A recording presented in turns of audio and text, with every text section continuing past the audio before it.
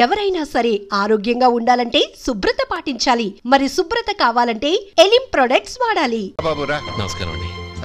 వచ్చే వారి నుంచి 100 పచ్చడి బాటిళ్లు 100 మసాలా ప్యాకెట్లు ఎక్కువేయండి. అలాగేనండి. మార్కెట్లో మీ ప్రొడక్ట్స్ మంచి పేరు వచ్చింది. చాలా సంతోషం అండి. వస్తానండి. Best of luck.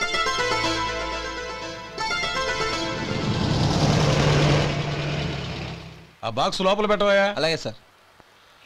ఇక మీద మీ ఆర్డర్లు సగం వేయండి, సరిపోతుంది. అదేంటండి? మీ పచ్చళ్ళు అమ్ముడుపోక చాలా స్టాక్ అలాగే ఉండిపోయింది.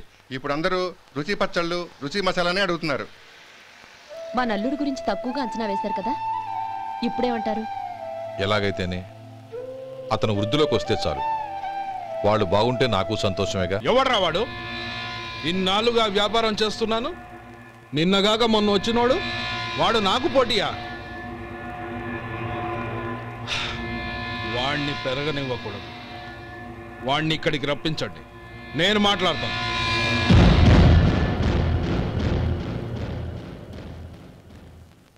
నమస్కారం అండి. రమ్మన్నారంట? నీ పచ్చళ్ళ కంపెనీ మూసేయాలి. నీకెంత కావాలి? 5 లక్షలు ఇస్తాను. చాలా? 5 లక్షలు కాదు, 50 లక్షలు ఇచ్చినా నా కంపెనీ మూయడం జరగదు. బాగా ఆలోచించుకొని చెప్పు. ఈ వ్యాపారంలో పుట్టి పెరిగినోడ్ని, నాతో పోటీ పడకు.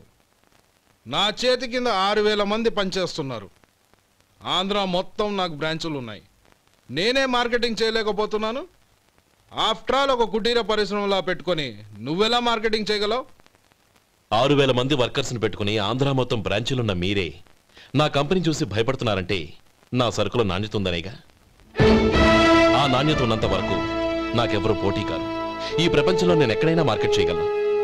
వస్తాను.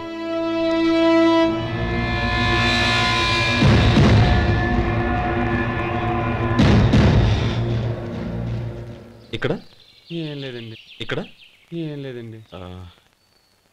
ఇప్పుడు ఊపిరి పీల్చి బిగ్బట్టు, నెమ్మదిగా వదిలి. ఓకే, లే, నెమ్మదిగా ఇలా వచ్చి కూర్చో. ఏం లేదు, మామూలు కడుపు నొప్పే.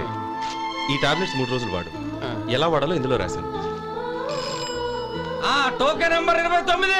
ఏమన్నారయ్యా? టౌన్ డాక్టర్ భయపెట్టేశాడు, ఆపరేషన్ అది ఇదని. కానీ ఈ డాక్టర్ బాబు ఏమీ లేదని చెప్పాడు. అలాగా? ఈ బాబు 10 కాలాల పాటు చల్లగా ఉండాల.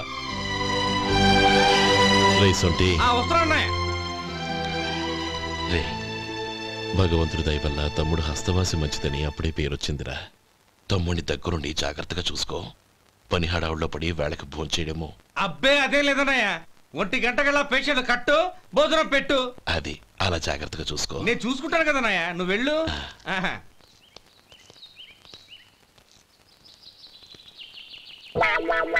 అయ్యో, ఏంటయ్యా ఉంటున్నాడా ఈ దెబ్బలు? ఏదైనా యాక్సిడెంటా? అదేం కాదండి. మరి గోరు కొరికినందుకు ఎలక్ట్రిక్ స్తంభాన్ని కట్టేసి ఇలా రక్తం వచ్చేలా కొట్టారండి. ఊరు కొరికినందుకు ఎలక్ట్రిక్ స్తంభాన్ని కట్టేసి ఇంతలా కొడతారా? వాళ్ళు అసలు మనుషులా రాక్షసులా? చాలా థ్యాంక్స్ అండి. కనీసం మీరైనా అర్థం చేసుకున్నారు. వాళ్ళు అర్థం చేసుకోలేదండి.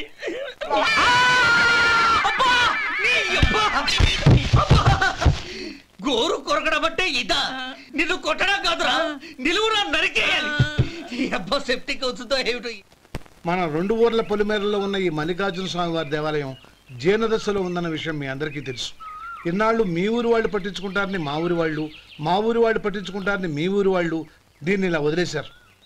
ఈ గుడి మీ ఊరికి ఎంత ముఖ్యమో మా ఊరికి అంతే ముఖ్యం. కాబట్టి మన ఇరు గ్రామ ప్రజలు కలిసి దాన్ని బాగు చేయించి కుంభాభిషేకం చేయించాలనే సదుద్దేశంతో ఒక కమిటీని ఏర్పాటు చేశాం. ఈ కమిటీలో 2 గ్రామాలకు సంబంధించిన ప్రముఖులు ఉన్నారు. కమిటీ ప్రెసిడెంట్గా ఎవరిని ఎన్నుకోవాలనే విషయంలో శ్రీ గోపాలరావు గారి పేరు, శ్రీ లక్ష్మీపతి గారి పేరు పరిశీలనలోకి వచ్చాయి. అందువలన మేమందరం బాగా ఆలోచించి తర్జన భర్జనలు చేసిన మీదట శ్రీ గోపాలరావు గారే అన్ని విధాలా ప్రెసిడెంట్ పదవికి అర్హులని ఈ కమిటీ నిర్ణయించడం జరిగింది.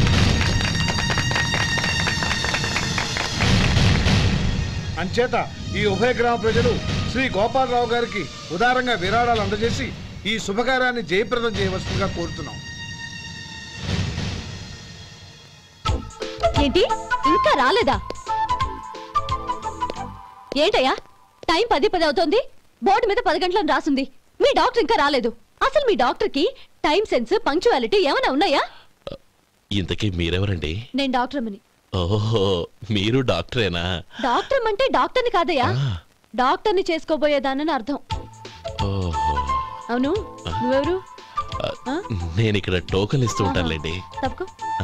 తప్పుకోవయ్యా.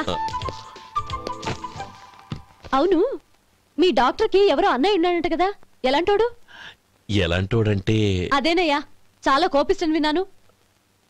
ఎందుకని అడుగుతున్నారు? ఎందుకంటావేంటయ్యా? ఆ అన్నయ్య మాట వినగానే మీ డాక్టర్ గడగడా ఉణిగిపోతాడు. అసలు డాక్టర్ చదివే తమ్ముణ్ణి అలా భయపెట్టచ్చా? తప్పు కదా? తప్పేనండి. కాని కాని నాకు మీ డాక్టర్ కి పెళ్ళవని ఆ అన్నయ్య సంగతి అప్పుడు చెప్తాను. ఏం చేస్తానండి? ఏం చేస్తానా, సంవత్సరం తిరగకుండానే కవల పిల్లల్ని కని వాళ్ళ అన్నయ్య చేతిలో పెడతాను. వాళ్ళకి 5 సంవత్సరాలు వచ్చేసరికి ఆయన్ని బాగా మొట్టికెళ్ళేస్తారు. అలా నా కసి తీర్చుకుంటాను. ఈ డాక్టర్ ఎప్పుడు వస్తాడో ఏంటో. అది సర్లే కానీ నువ్వు పని చేయి. మీ డాక్టర్ రాగానే నేను వచ్చి వెళ్ళానని చెప్పు.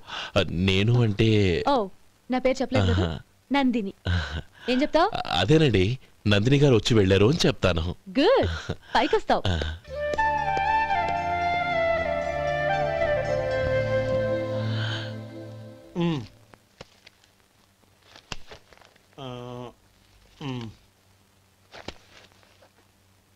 దీంతో మొత్తం 4,98,200 అయ్యాయి. పోతే నువ్వు ఇచ్చినంత ఇవ్వలేకపోయినా ఈ దైవకార్యానికి నా వంతు చందా 1800.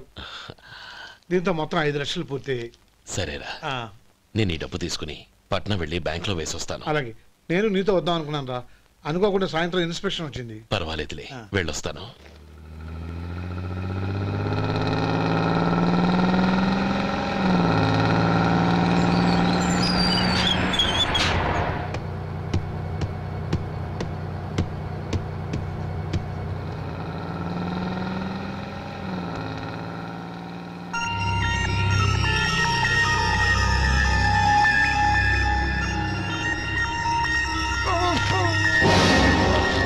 అయ్యో, మూర్చా మూర్చా, బసాపండి బసాపండి.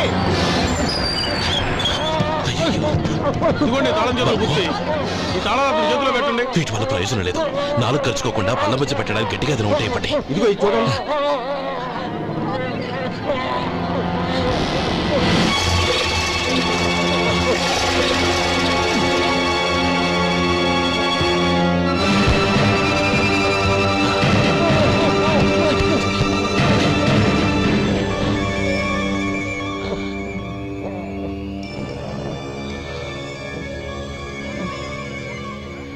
మీరు వెళ్ళి మీ సీట్లో కూర్చోండి, కొంచెం గాలాండి పట్టి.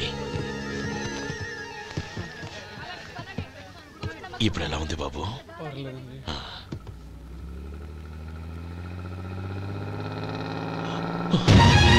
నా బ్యాగ్, నా బ్యాగ్ ఎవరైనా చూసారా? అందులో 5 లక్షలు ఉన్నాయి. నా బ్యాగ్ వెంటనే బస్తాపండి, ఎవరిని కింద దిగవద్దు, అందరినీ చెక్ చేయండి. నా అంచనా తప్పు కాలేదు. వాడి మంచితనమే వాడిని దెబ్బకొట్టింది. మన వాళ్ళని పంపించి గుడి తాలూకు డబ్బు కొట్టేశాడని పోలీస్ కంప్లైంట్ ఇవ్వండి. ఇప్పుడు ఆ స్టేషన్లో ఎస్ఐ వాడి తమ్ముడే. వాడే వెళ్ళి వాడి అన్నయ్యని అరెస్ట్ చేసి వీధుల్లో నడిపించుకు తీసుకురావాలి. అది నేను కళ్ళారా చూడాలి, మనసారా సంతోషించాలి. అయ్యో గోపాలం గారు, గోపాలం గారు, మీరు దేవస్థానం సొమ్ము దొంగిలించారని ఎవరో పోలీస్ కంప్లైంట్ ఇచ్చారంట. మిమ్మల్ని అరెస్ట్ చేయడానికి మీ తమ్ముడు గారు వస్తున్నారు.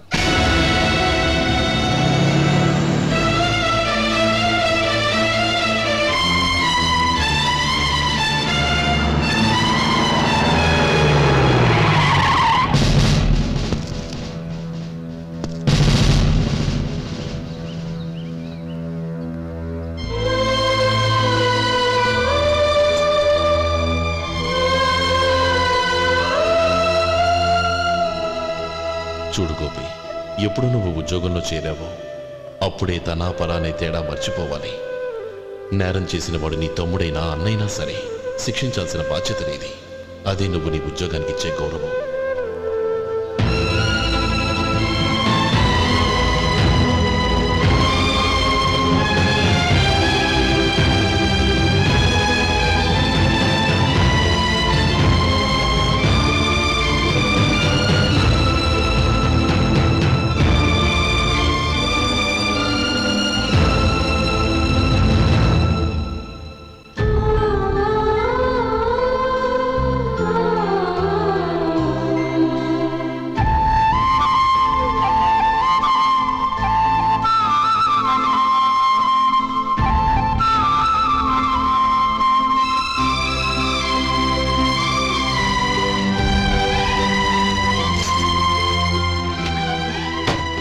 అన్నయ్య ఏమిట్రా ఇది? నన్ను క్షమించు అన్నయ్య. నేను కోరి ఉద్యోగుల చేరిన మాట నిజమే, కానీ ఇలాంటి పరిస్థితి ఎదురవుతుంది అనుకోలేదు. నా ఒంట్లో ప్రతి రక్త పట్టు నీ భిక్షానన్నయ్య. నిన్ను అవమానపరిచి ఉద్యోగం నిలబెట్టుకునే బదులు నా ప్రాణాలను వదులుకుంటారు, కానీ ఈ పని మాత్రం నేను చేయలేనన్నయ్య.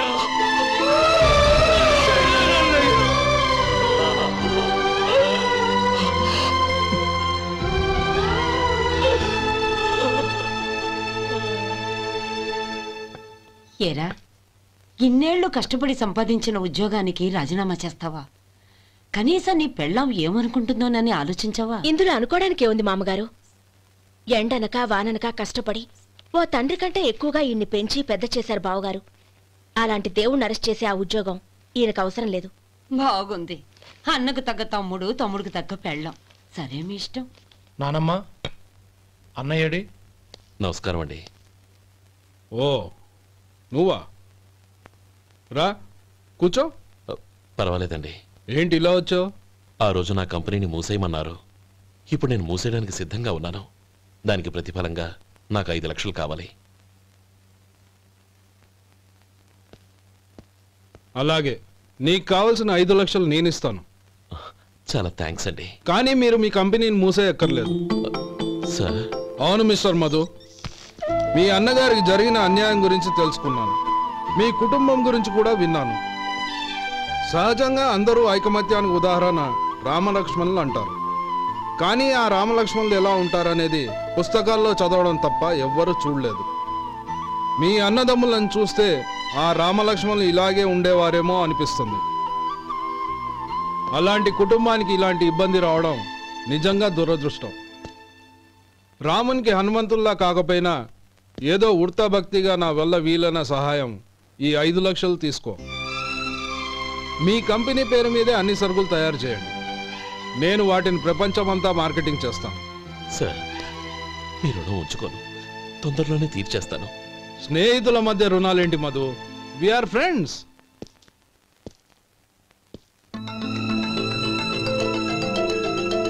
ఏంటే అక్కడ ఆగిపోయావు? రా. నువ్వు మీ అన్నయ్యని అరెస్ట్ చేయడానికి అట్టెళ్ళావు, ఆయన లొంగిపోవడానికి ఇటు వచ్చారు. అవును, యూనిఫామ్ చేత్తో పట్టుకొచ్చావేంటి? సార్, నేను రే, ఈ మాత్రం దానికే బెదిరిపోయి ఉద్యోగం వదులుకుంటావా? నువ్వు ఇలాంటివి ఎన్నో సమర్థవంతంగా ఎదుర్కోవాలి.